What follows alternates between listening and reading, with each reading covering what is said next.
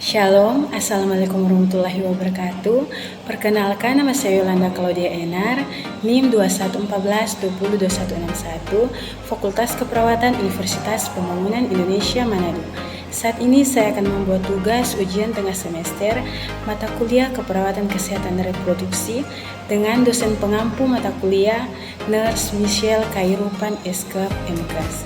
Penanganan diabetes mellitus dalam kehamilan pada prinsipnya adalah sama, baik untuk diabetes mellitus tipe 1, tipe 2, maupun diabetes gestasional. Penanganan ini tentunya memerlukan perhatian dari berbagai aspek, yaitu modifikasi gaya hidup, terapi nutrisi, dan terapi farmakologi. Perbedaan yang timbul hanya pada terapi farmakologi, di mana diabetes mellitus tipe 1 pada kehamilan harus menggunakan insulin, sedangkan diabetes mellitus tipe 2 dan diabetes gestasional masih bisa menggunakan alternatif anti-diabetes oral. Penanganan yang pertama yaitu pemantauan gula rutin. Ibu hamil yang sebelumnya telah terdiagnosis memiliki diabetes mellitus memerlukan pemantauan glukosa secara rutin. Pemeriksaan gula darah sebaiknya dimulai pada awal masa kehamilan, mulai usia kehamilan 16 minggu. Pemeriksaan sebaiknya dilakukan setiap 2 minggu sekali. Yang kedua, aktivitas fisik dan kontrol berat badan. Setiap wanita hamil dengan diabetes sebaiknya tetap melakukan aktivitas fisik dengan intensitas sedang selama 150 menit per minggu.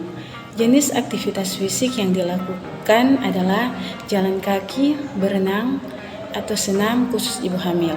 Selain itu, ibu hamil perlu mengontrol berat badan selama kehamilan. Bagi wanita yang kegemukan atau obesitas, pertambahan berat badan tidak boleh melebihi 11,5 kg. Pada wanita dengan berat badan ideal, sebaiknya pada trimester pertama pertambahan berat badan 0,5 sampai 2,5 kg dan pada trimester selanjutnya pertambahan berat badan 500 gram per minggu. Yang ketiga, diet. Diet untuk ibu hamil yang mengalami diabetes perlu disesuaikan dengan kondisi masing-masing individu. Pasien sebaiknya konsultasi dengan ahli gizi khusus. Jenis makanan harus terdiri dari kalori yang cukup untuk kesehatan ibu dan bayi, sesuai dengan angka glikemik dan pertambahan berat badan gestasional yang disarankan. Karbohidrat sederhana dan gula sebaiknya dikurangi dan digantikan dengan sumber karbohidrat yang lebih sehat seperti sayur-sayuran, buah, dan gandum utuh. Makanan tinggi lemak dan produk olahan sebaiknya dihindari. Yang keempat, terapi farmakologis. Insulin sudah sejak lama menjadi drug of choice dalam penata laksanaan ibu hamil dengan diabetes. Dengan penggunaan dosis basal bosul atau insulin kerja cepat dan kerja lambat, dapat mencapai kondisi euglikemik pada ibu hamil.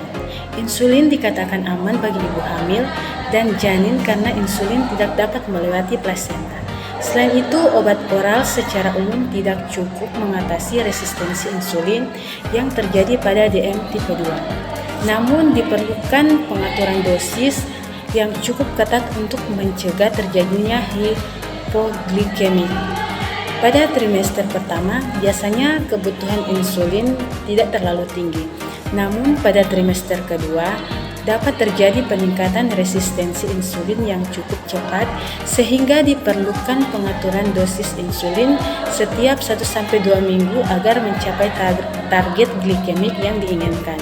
Oleh karena itu, pemberian insulin pada ibu hamil sebaiknya dilakukan oleh tenaga terlatih. Yang terakhir, aspirin untuk mencegah preeklampsia.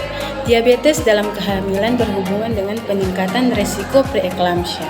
Studi yang ada merekomendasikan pemberian aspirin dosis rendah 50-150 mg per hari, biasanya dosis 81 mg per hari pada akhir trimester pertama kehamilan sampai dengan kehamilan bayi untuk menurunkan resiko preeklampsia. Pembahasan yang kedua yaitu penanganan hiperemesis gravidarum. Penanganan hiperemesis gravidarum berbeda dengan morning sickness yang penanganannya dapat dilakukan di rumah. Penderita hiperemesis gravidarum perlu menjalani perawatan di rumah sakit. Pengobatan yang diberikan ditentukan berdasarkan tingkat keparahan gejala dan kondisi kesehatan ibu hamil secara keseluruhan. Pengobatan bertujuan untuk menghentikan mual dan muntah, menggantikan cairan dan elektrolit yang hilang akibat muntah berlebihan, memenuhi kebutuhan nutrisi dan mengembalikan nafsu makan. Beberapa obat yang dapat diberikan oleh dokter adalah obat antimual seperti promethazine atau piratiazine, vitamin B atau thiamin, pyridoxine atau vitamin B6, suplemen vitamin dan nutrisi. Selamat datang di Fakultas Keperawatan Universitas Pembangunan Indonesia Manado. Kampus asri dan elegan yang berdiri sejak tanggal 20 Januari tahun 2009 saat ini memiliki 2 program studi. Program studi ilmu keperawatan dengan gelar sarjana keperawatan dan program studi profesi nurse dengan gelar nurse. Menjadi nurse profesional adalah impian dan harapan banyak orang. Dengan visi menjadi program studi nurse yang menghasilkan nurse yang unggul, kompeten, dan profesional serta berdaya saing dalam bidang keperawatan gawat darurat pada tahun 2022. Kami memberi diri untuk mendidik perawat-perawat pemula dengan bekal ilmu, keterampilan, dan sikap profesional keperawatan tanpa memandang bulu. Kami telah mengasah diri kami dengan pendidik berkelanjutan bahkan kompeten di bidang masing-masing. Bagi putra-putri bangsa yang rindu untuk mengabdi dirinya melayani negeri, melayani orang-orang yang membutuhkan pertolongan dalam bidang kesehatan khususnya keperawatan, jangan ragu-ragu, tetapkan pilihan Anda dengan semangat.